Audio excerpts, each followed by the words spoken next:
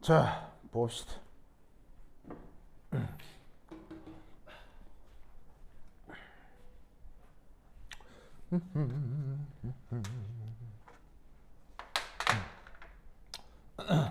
자, 보이세요? 저 보세요? 자, 저번 시간에 이제 어디까지 했었냐면 기체 관련해서 뭐 이런 말을 하긴 했거든요. 살짝 이렇게 복습을 하면 뭐 이렇게 까먹었을까봐. 자, 입자 두 개가 있으면 항상 처음에 걸 시점, 나중에 걸 종점 이렇게 두면 된다고 했죠. 그래서 뭐라고 했었냐면 시점에서 종점으로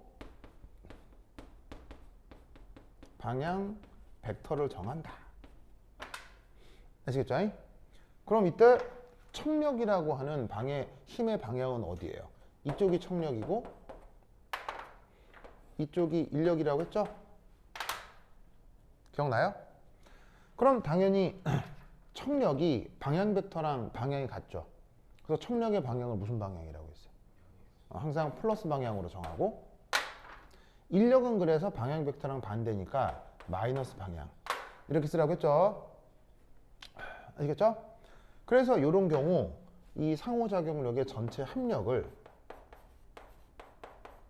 저 인력과 청력으로 표현할 때 항상 어떻게 표현하라고 했냐면 항상 마이너스 인력 더하기 청력으로 표현하라고 했다, 이런 말이에요. 알겠죠? 왜냐하면 인력의 방향을 마이너스, 청력의 방향을 플러스로 정하니까요. 아시겠죠? 그러면서 요거와 관련해서 마지막으로 했던 얘기가 바로 이거였죠. D, E, P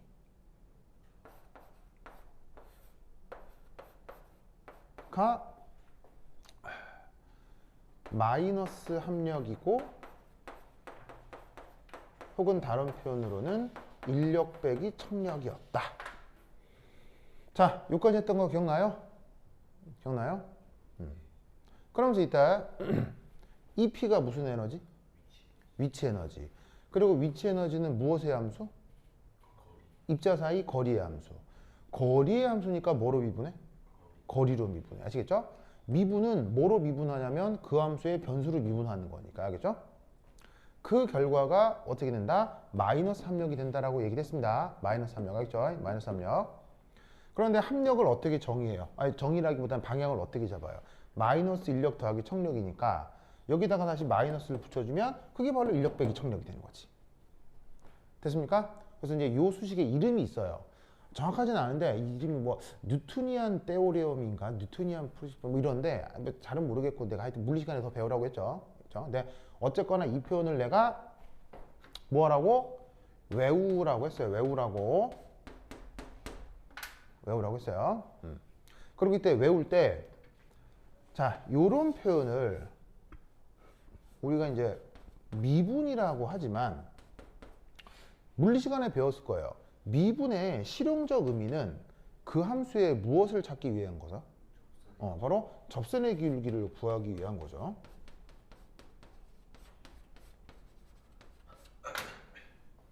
그래서 거리의 함수인 위치 에너지를 표시를 한 다음에 거기에서 접선의 기울기가 바로 뭐가 된다?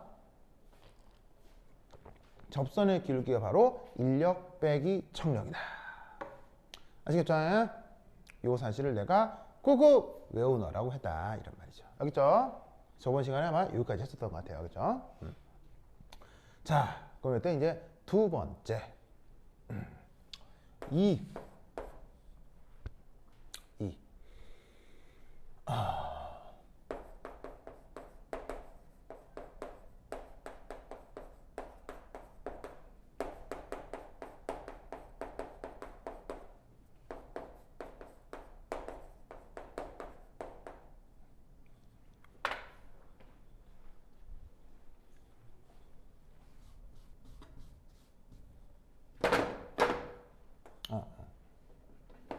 다시 잘못 이렇게 쓰자. 쏘리.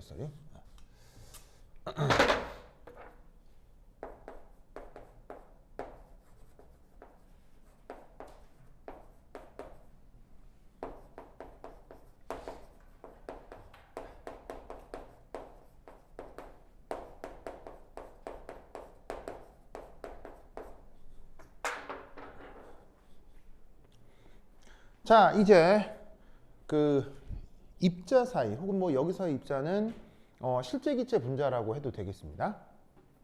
그 입자 사이에 뭐가 있을 것이냐, 위치 에너지 함수가 있을 건데 그 위치 에너지 함수를 자 어떻게 생각을 해볼 거냐면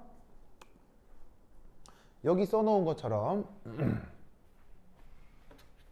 경험에 입각하여 제시를 해보도록 하겠습니다. 경험에 입각하여 제시를 한 거기 때문에 얘는 수학적으로 증명이 가능하다, 불가능하다? 불가능합니다. 그래서 얘는 수학적 증명이 불가합니다.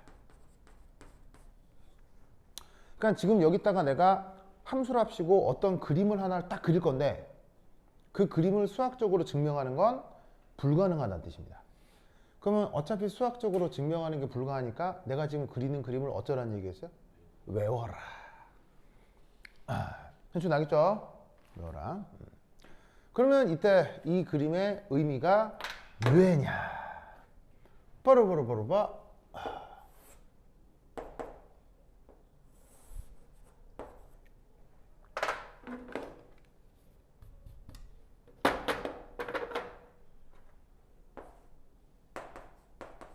위치 에너지 함수를 그렸어요.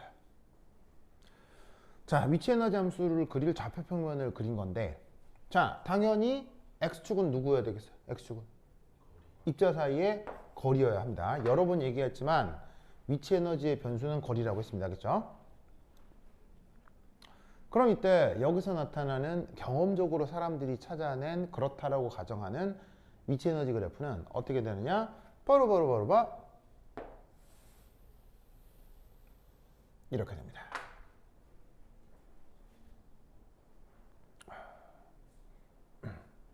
저렇게 됩니다.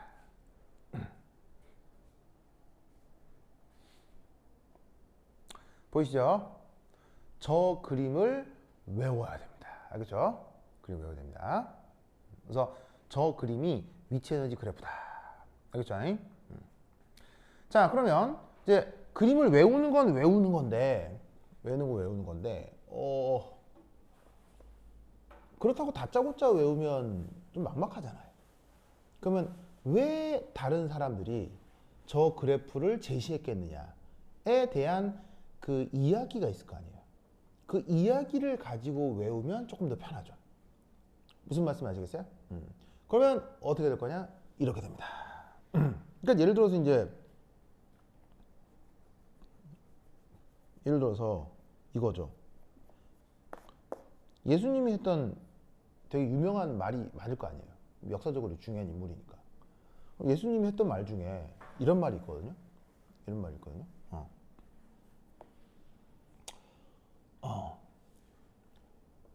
하나님의 것은 하나님에게로. 그 다음 로마 황제의 것은 로마 황제에게로. 그리고 내 것은 나에게로. 라고 예수님이 얘기하셨어요. 되게 유명한 얘기죠. 되게 유명한 얘기거든요. 그러면 예수님을 믿거나 기독교를 믿거나 아니면 신학을 전공하는 사람들은 이 말을 어떻게 해야 되겠어요? 이 말을 어떻게 해야 되겠어요? 신학을 공부하는 사람들 이 말을 아니 저거 어떻게 하라고요? 외워야 되잖아요. 그러면 예수님 아까 뭐라고? 하나님 것은 하나님에게로, 로마 황제 것은 로마 황제에게로, 그 다음에 내 것은 나에게로 라고 말을 했다라는 그 사실을 이걸 공부하는 사람은 어떻게 해야 되겠어요? 외워야 될 거라고요. 무슨 말인지 알겠어요? 근데 그럼 그 말의 뜻이 뭘까요? 이 말의 뜻이 뭘까요? 막 이상한 생각. 이거 잘 봐봐. 하나님의 것은 하나님에게로, 그 다음에 로마 황제의 것은 로마 황제에게로, 그 다음에 내 것은 내게로. 이게 무슨 말일까요? 방금 이제 준영이가 욕심내지 말라고 얘기한 거거든요. 이게 말이 뭔 뜻일까요? 외우고 자시고 가네. 자, 당장은 모르겠지만 외워야 하는 거라면 우선 외우고 보자 이런 얘기죠. 근데 외우고 났지만 그 말 뜻을 명확하게 모르면 외운 게 오래 가겠어요? 잊어버릴 수도 있겠어요? 잊어버릴 수도 있겠죠. 그러면 우리는 이 말의 무엇을 알아야 되겠어요? 뜻이라기보다는 어떤 상황에서 예수님이 이 말을 했는지 알아야 되겠죠. 무슨 말 알겠어요? 그 예수님이 이 말을 어떤 상황에서 하셨느냐? 어떤 상황에서 하셨느냐? 그럼 그 상황을 알면 이해가 되겠죠. 아, 이런 상황에서 이런 말을 했구나. 무슨 말 알겠어요? 그러면 그 상황을 전에 들으면 예수님의 그 말씀을 진짜 이해할 수 있겠죠. 그러면 예수님이 그 말씀을 하셨던 그 상황에 대한 설명을 전문용어로 뭐라고요? 그 상황에 대한 설명. 그걸 여러분들이 국어 시간에 다 배운 말이에요. 국어 시간에 배운 말로 예수님이 하셨던 그 희한한 말씀을 하셨던 그 상황 설명을 국어 시간에 전문용어로 뭐라고 배웠냐고요.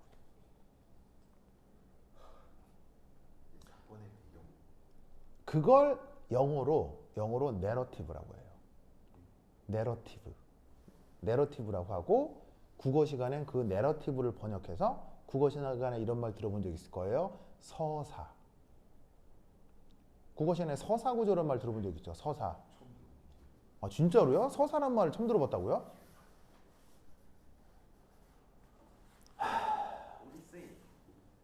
서사라고 합니다. 서사 구조라고 합니다. 서사 구조. 그래서 꼭 예수님이 아니라 예수님, 공자님, 마호메트처럼 역사적으로 유명한 사람들 있죠. 그 사람들이 어떤 유명한 말을 남겼을 거 아니에요. 뭐 소크라테스 이런 사람들이. 그럼 그 유명한 말을 우선 1차적으로 외우고 보는 건데 그 말을 어떤 상황에서 했지가 궁금할 거 아니야. 그 상황에 대한 이해를 서사라고 하는 거예요. 무슨 말인지 알겠어요? 그러면 그 상황을 이해하면 그 말이 좀 더 오래 기억에 남겠지. 얘도 그렇게 해보자 이런 말이야. 저 그림을 외우는데 어떤 상황에서 자연과학자들이 저런 그림을 만들었냐는 거지. 무슨 말인지 알겠어요? 그걸 이해하고 보면 오래 기억에 남는 거야. 무슨 말인지 알겠어요? 이게 자연과학뿐 아니라 인문과학, 사회과학에서 다 사용하는 교육법이야. 처음에 외우게 시키는데 생짜로 외우려면 힘들잖아? 그럼 그게 어떤 상황에서 벌어진 일이냐면 하고 말을 붙이는 거야. 그게 다 서사 구조야. 무슨 말인지 알겠죠? 알겠죠? 아까 얘기했던 예수님의 뭐냐면 이제 로마 황제는 로마 황제의 것은 황제에게로 하나님의 것은 하나님에게로 내 것은 내게로 어떤 상황에서 했었던 말이냐면요. 예수님의 절체절명의 위기에서 하신 말씀이에요. 이때 말 하나 까딱 잘못하면 그 자리에서 살해당할 상황이었거든요. 그 자리에서 바로 모가지가 날아갈 상황에서 예수님이 주변을 완전히 평정한 말씀이에요.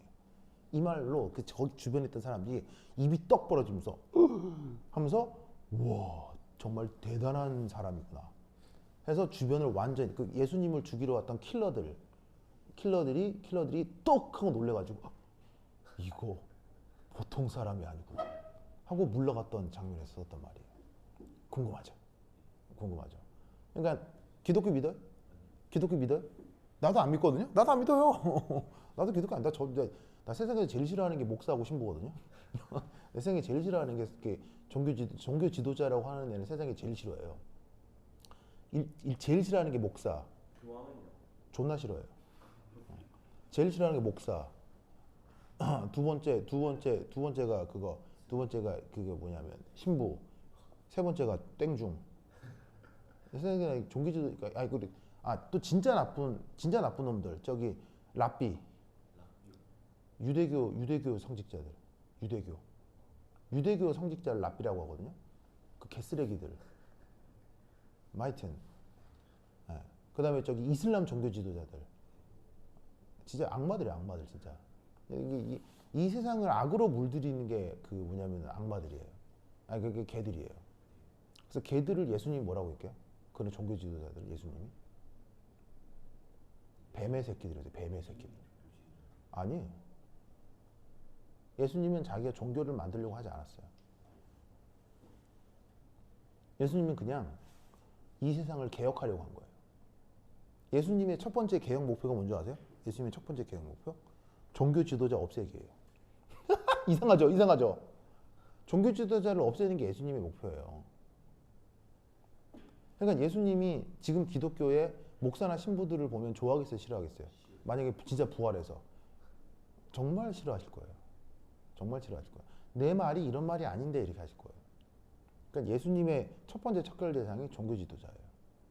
그래서 자기의 말씀대로 사람들이 살았으면 하는 바람은 있었겠지만 자기의 말씀을 이렇게 형상화해서 종교 지도자를 만드는 것에 대해서는 완전 반대하시는 거죠. 그래서 종교 지도자의 말을 따르는 게 예수님의 가르침대로 살아가는 게 아니에요. 그래서 나는 기독교를 절대 믿지 않아요. 절대 믿지 않지만 예수님이나 이렇게 공자님이나 부처님 자체가 하신 말씀을 존경하고 공부하려고 하는 거예요. 어떤 차이인지 아시겠어요? 어떤 차이인지 알겠어요? 난 종교 지도자들 절대 믿지 않아요. 예수님의 표현으로는 뱀의 새끼들이고요. 내 표현으로는 악마들이에요. 종교 지도자가. 그래서 물론 당연히 엔트로피 때문에 엔트로피 연력학 제2법칙에 의해서 모두 다 악마는 아니겠죠. 세상은 다양하니까. 아시겠죠? 알겠죠? 근데 그러니까 엔트로피에서 획일적이진 않아요. 모든 종교지들이 다 그렇다는 건 아니고 그 종교지들 중에서 진짜 뱀의 새끼와 악마들이 있어요. 그 몇 명에 의해서 이 세상에 아기 구렁텅이로 빠지는 거지. 그게 너무 공부를 할수록 그런 게 보여서 가슴 아프긴 해요. 그래서 아까 그 예수님 얘기 궁금하죠? 완전 재밌어요, 그 얘기. 그러니까 그렇게 예수님을 종교의 관점이 아니라 마치 무슨 드라마의 한 장면, 영화의 한 장면에서 주인공이 절체절명의 위기 속에서 기가 막힌 방법으로 탈출하는 그런 얘기들 있잖아요. 그런 관점으로 예수님의 생애를 보면 완전 재밌어요. 무슨 영화, 최고의 영화, 최고의 드라마예요. 예수님이 그렇게 유명한 사람은 죽이려고 하는 사람도 많았겠죠. 왜냐하면 정치적인 이익이 상반될 수 있으니까. 예수님은 죽음의 순간이 많았어요. 그 순간을 그렇게 기가 막힌 언변으로 탈출해요. 네, 탈출해요. 그런 장면을 보면 감탄하게 되는 거예요. 이게 야, 이거 대단한 사람인데 이런 거죠. 공자도 장난 아니에요. 공자 죽이려고 했던 사람 많거든요. 근데 이거로 그냥 이거 하나로 그냥 막 와 하는 거예요. 야, 대단한 사람인데 그럴 때 쓰는 말이 말 한마디가 천냥빚을 갚는다. 이런 말 쓰는 거라고. 하여튼 그 말은 기회가 되면 다음에 말씀드리도록 하고요.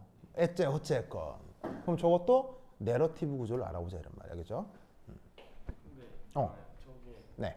두 입자를요. 그냥 이렇게 딱 가만히 놨을 때 저렇게 된다는 거예요, 아니면? 아니 여러 상황, 뭐 이렇게 놓건 저렇게 놓건 여러 상황을 한꺼번에 설명해 주는 그림이에요.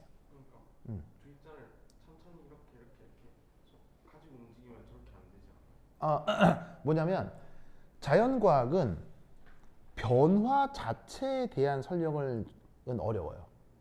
쟤는 내가 얘를 가지고 어떻게 변화시켰다라는 게 아니고요. 어떤 상황에 대한 정지 이미지예요. 그러니까 자기가 내가 얘를 잡고 손으로 움직였다 그게 아니고요. 이러고 있는 상황에 대한 설명이라는 얘기예요. 이렇게 하고 있는 상황에 대한 설명이라는 거예요. 그럼 여기서 내가 이렇게 했다 저렇게 했다는 자연과학적으로 표현하기가 어려워요. 그거는 자연과학 중에서도 꽤 어려운 부분인 동력학이라고 하는 부분이에요. 그거는 나중에 물리학적으로 화학적으로 좀 따로 배우셔야 돼요. 얘는 그게 아니라 현재 이러고 있을 때, 뭐 이러고 있을 때, 저러고 있을 때의 각 상황에 대한 설명이에요. 그러고 있는 그 정지 영상에서의 상황을 표현하는 방식이에요. 알겠죠? 자, 그러면 이게 뭔 말이냐? 우선 여기서 아주 중요하게 살펴봐야 될 포인트들이 몇 개가 있는데 첫 번째가 여기입니다. 두 번째가 여기입니다. 세 번째가 여기입니다. 네 번째가 여기입니다.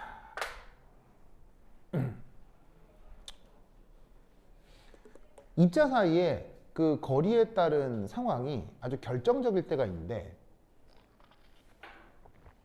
그 결정적인 네 공간의 결정적인 네 순간을 저렇게 지금 1, 2, 3, 4로 표현하였습니다. 알겠죠? 그럼 저 결정적인 저 1, 2, 3, 4 이게 어떤 의미냐? 이겁니다. 첫 번째 1 이런 상황입니다. 두 입자가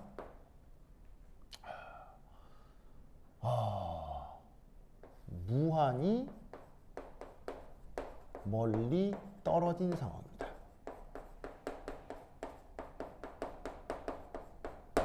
무한히 멀리 떨어져 있습니다. 무한히 멀리 떨어져 있습니다. 그림으로 표현하자면 짜잔 기체 분자입니다. 얘가 또 다른 기체 분자와 이렇게 떨어져 있는 상황을 뜻하는 겁니다. 아주 멀리.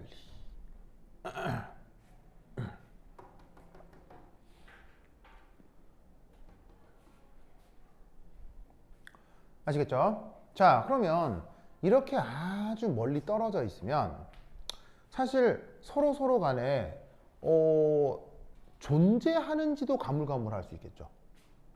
존재하는지도 가물가물할 수 있겠죠. 자, 이때 이 무한히 멀리 떨어져 있다고 되어 있는데요. 이 무한히 멀리 떨어져 있는 게 실제적으로는 대충 어느 정도 거릴까요? 실제적으로는 대충 어느 정도 거릴까요? 저 무한정 멀리 떨어져 있다는 거. 진짜로 저 무한히가 저 우주 끝에서 저 우주 끝을 얘기할까요? 어느 정도일까요?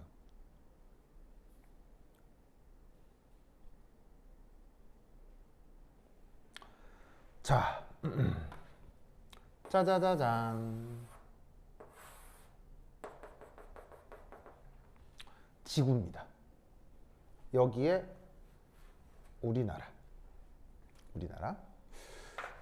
우리나라에서 지구 뒤쪽에 있는 대륙들이 몇 개 있잖아요. 그 중에 여기서 우리나라로부터 예를 들어 대략 뚜두두두두두두두두두 해서 대략 한 17,000km 정도 17,000km 정도 걸어가면 저기 서아프리카 지역에 어떤 나라가 하나 있는데 그 나라 이름이 부르키나파소라는 나라가 있어요. 얼마나 걸어가면? 17,000km 정도 걸어가면 그 부르키나파소라는 나라가 있어요.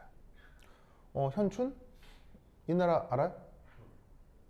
준영 이 나라 알아요? 이 나라는 이게 그 아프리카 대륙이니까 스와힐리어라는 언어를 쓰고요. 그 다음에 각 부족 언어들이 아직도 여전히 많고, 그리고 아프리카는 기본적으로 영어가 잘 통해요. 기본적으로 영어를 기본적으로 씁니다. 왜냐하면 영국이나 프랑스 식민지였던 적이 많아서 기본적으로 영국이 영어나 불어가 이제 쓰이는데, 이 나라는 아직도 계급 사회입니다. 계급 사회여서 계급마다 정해진 직업이 있어요. 그래서 이 부르키나파소에는 그 성직자 계급처럼 부르키나파소에는 음악 계급이 있어요.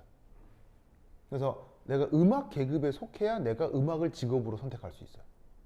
그래서 할아버지, 아버지가 음악가였기 때문에 내가 음악가가 돼야 되는 그런 뭐냐면 계급마다 이 직업이 다 정해져 있어요. 아시겠죠?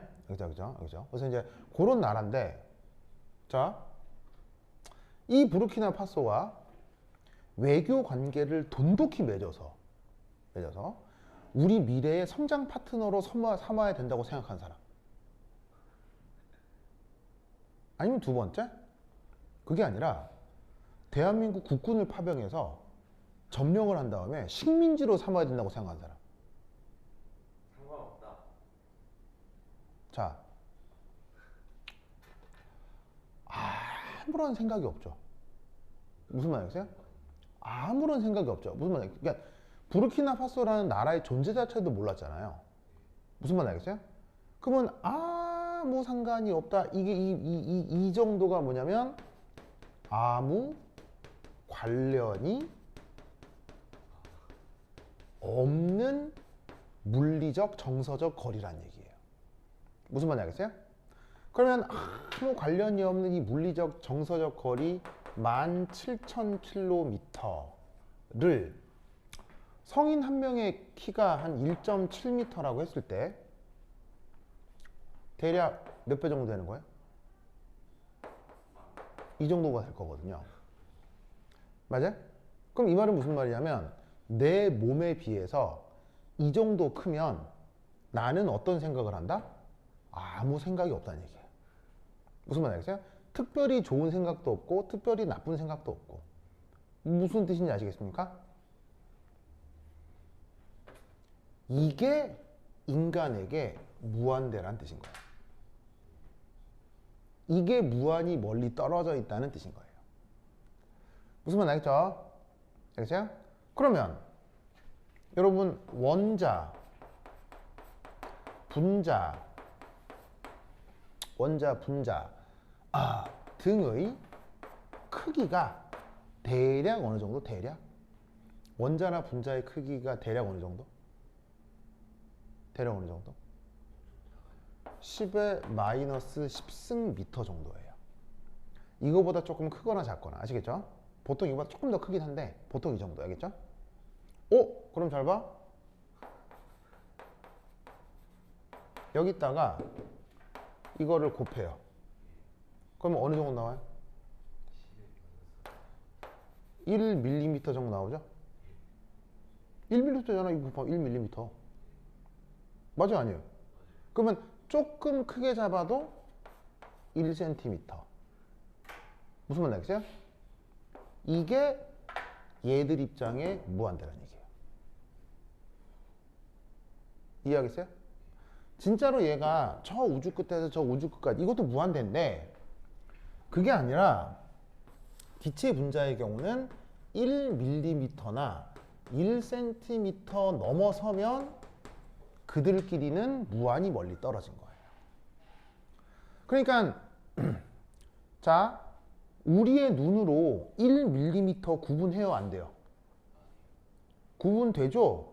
아니, 좌보면 1mm 보이잖아요. 1mm도 안 보여요? 보이잖아요. 그럼 우리 눈으로 1mm나 1cm 구분이 되냐는 얘기예요. 돼요, 안 돼요? 되죠?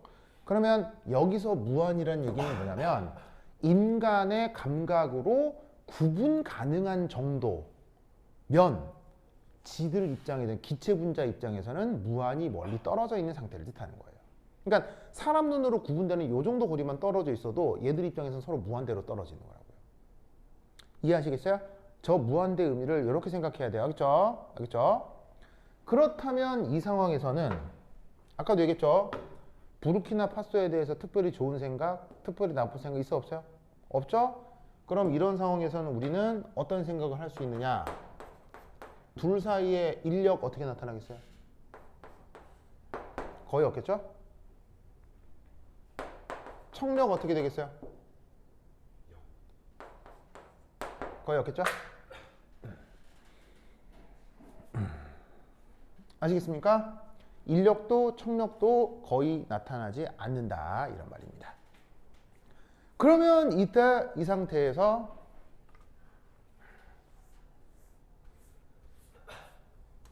두 번째 이 위치 에너지는 얼마겠어요? 요거다. 아시겠죠? 그래서 저번 시간에 왜 요런 수식도 한번 썼었는데 위치 에너지의 정의가 적분을 하는 거예요. 뭐? 인력 빼기 청력의 벡터를 변이 벡터랑 내적을 해서 적분하는 게 위치 에너지라고 했죠? 기억나요? 저번 시간에 했잖아요. 그래서 인력 청력을 적분한 게 위치 에너지거든요. 근데 인력도 없고 청력도 없으면 어떻게 되겠어요? 인력도 없고 청력도 없으면 0을 적분하는 거 아니에요. 0 적분하면 뭐 나와요? 그래서 0. 알겠죠? 그래서 어떻게 된다? 두 입자가 아주 멀리 떨어져 있으면 위치 에너지를 뭐라고 생각해야 되는 거예요? 그래서 그래프를 이렇게 그리는 거예요. 무슨 말 알겠어요? 이렇게 멀어질수록 수렴하도록. 알겠어요? 이런 성향이 첫 번째 있어요. 그럼 그 다음 이게 무슨 말이냐? 보사! 저녁에 해보도록 하겠습니다. 오케이, 됐다. 그럼 그죠? 다음 시간에 안녕.